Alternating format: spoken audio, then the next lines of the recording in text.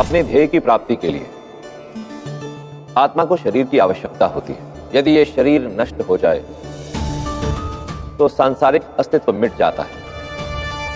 इसलिए प्रत्येक प्राणी का यह प्रथम धर्म है कि अपने शरीर की रक्षा करे, उसे शक्तिशाली बनाए, निरोगी रखे, क्योंकि एक स्वस्थ शरीर में स्वस्थ मन का वास होता है और केवल स्वस्थ मन द्वारा ही सांसारिक एवं आध्यात्मिक लक्ष्य पूरे किए जा सकते हैं। शरीर का सम्मान कर, तभी ये तुम्हारे काम आए। नीतियां मेरी, नियति आपकी।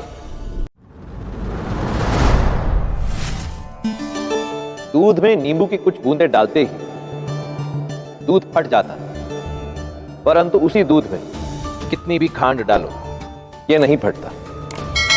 इसी प्रकार अपने जीवन में किसी भी व्यक्ति को स्थान देने से पूर्व या उसके साथ घुलने मिलने से पूर्व उसके व्यवहार, उसकी मंशा और उसकी प्रकृति को भली भांति समझ लो, क्योंकि आप जल नहीं जिसमें सब मिल जाएं।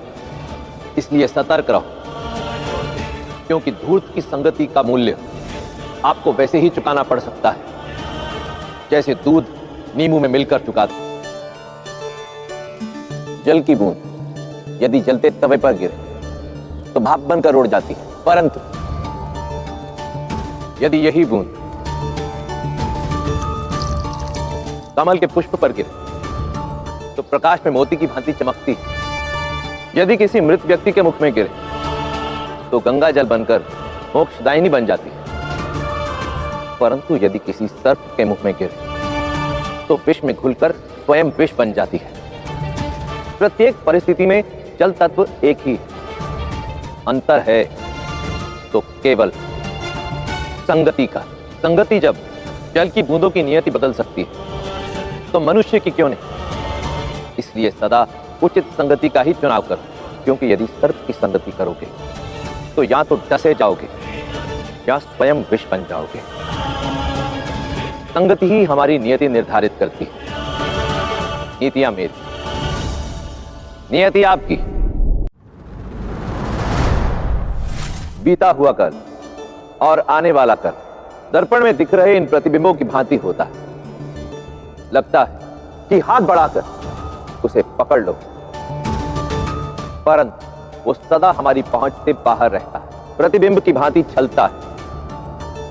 बीते हुए कल में मिली असफलता की निराशा या आने वाला कल जो अभी आया भी नहीं, उसमें मिलने वाली सफलता की आशा में व्यक्ति सदा उस पल का नाश कर देता है जिसे आज कहते हैं। वो आज जिसे यदि उचित प्रकार से ना जिया गया तो कल सुख देने वाला बीता हुआ कल बन जाएगा, और यदि आज नष्ट हुआ तो आने वाला कल भ्रष्ट होना निश्चित है।